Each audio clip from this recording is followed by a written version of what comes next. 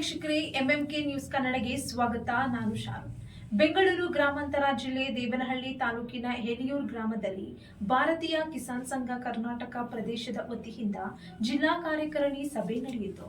ಸಭೆಯಲ್ಲಿ ಭಾಗವಹಿಸಿದ ಮುಖಂಡರು ರೈತರು ಭೂಮಿಯನ್ನು ರಕ್ಷಿಸುವ ಜವಾಬ್ದಾರಿ ಹೊತ್ತುಕೊಳ್ಳಬೇಕು ಎಂಬ ಕರೆ ನೀಡಿದರು. ಈ ಬಗ್ಗೆ ಹೆಚ್ಚಿನ ವರದಿ ಇಲ್ಲಿದೆ. ಬೆಂಗಳೂರು ಗ್ರಾಮಾಂತರ ಜಿಲ್ಲೆಯ ದೇವನಹಳ್ಳಿ ತಾಲೂಕಿನ ಎಲಿಯೂರು ಗ್ರಾಮದಲ್ಲಿ ಭಾರತೀಯ ಕಿಸಾನ್ ಸಂಘ ಕರ್ನಾಟಕ ಪ್ರದೇಶ, ಕರ್ನಾಟಕ ದಕ್ಷಿಣ ಪ್ರಾಂತ್ಯ ಹಾಗೂ ಜಿಲ್ಲಾ ಸಮಿತಿ ವತಿಯಿಂದ ಜಿಲ್ಲಾ ಕಾರ್ಯಕಾರಿಣಿ ಸಭೆ ಹಮ್ಮಿಕೊಳ್ಳಲಾಯಿತು.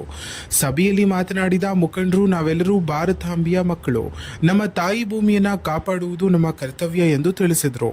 ಹಿಂದೆ, ಇಂದು ಮತ್ತು ಮುಂದಿನ ಪೀಳಿಗೆಗಳ ಬಗ್ಗೆ ಚಿಂತನೆ ಮಾಡಬೇಕಾದ ಅಗತ್ಯವಿದೆ ಎಂದು ಹೇಳಿದ ಅವರು, ಇತ್ತೀಚಿನ ದಿನಗಳಲ್ಲಿ ಕೃಷಿಯಲ್ಲಿ ಅತಿಯಾದ ರಾಸಾಯನಿಕ ಬಳಕೆಯಿಂದ ಭೂಮಿಯ ಸ್ವಾಭಾವಿಕ ಗುಣ ಕುಗ್ಗುತ್ತಿದೆ ಎಂದು ಆತಂಕ ವ್ಯಕ್ತಪಡಿಸಿದರು.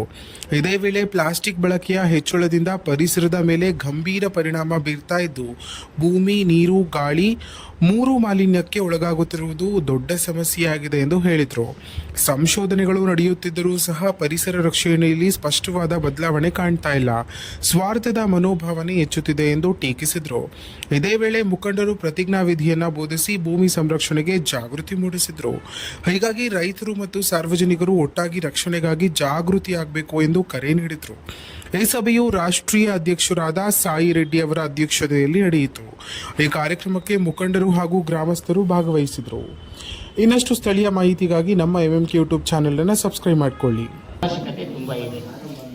ಹಿಂದಿನ ಕಾಲದಲ್ಲಿ ಮನುಷ್ಯನ ಆಯುಷ್ಯ ಹೇಗಿತ್ತು, ಇವತ್ತಿನ ಆಯುಷ್ಯ ಹೇಗಿದೆ, ಮುಂದಿನ ಆಯುಷ್ಯ ಏನಾಗಬಹುದು ಅನ್ನತಕ್ಕಂಥ ಒಂದು ಪ್ರಶ್ನೆ ನಮ್ಮ ಎದುರುಗಡೆ ಕಾಣಿಸ್ತಾ ಇದೆ.